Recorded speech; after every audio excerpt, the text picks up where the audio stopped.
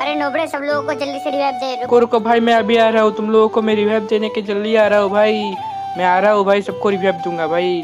भाई मेरे को तुम्हारे साथ प्लीज खिला लेना भाई, प्लीज खिलवा लेना, मैं बहुत गरीब हूँ भाई, प्लीज खिलवा लेना एक अच्छा सा मैच, ठीक है भाई। मेरे को कौन ड्रम फोड़ के मार दिया भाई, रिवाइव दो भाई। साला नोबड़े, तेरे को कौन रिवाइव देगा? तुम मर ऐसे ही मर तो नोबड़े साले।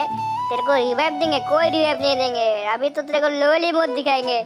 भाई मैं मर गया, तुम लोग मेरे साथ ऐसा क्यों करते हो भाई? मेरे को क्यों रिवाइव नहीं देते? चलो तुम लोग को मैं लाइक कर देता हूँ भाई, एक दिन देखना मैं भी प्रो बनूंगा भाई। भाई प्लीज रिवाइव क्यों नहीं दिया भाई?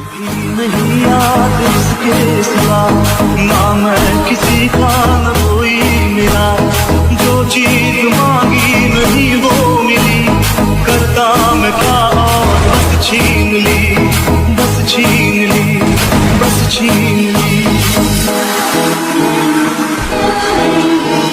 मैं भी शराफत से जीता मगर मुझको शरीफों से लगता था डर, सबको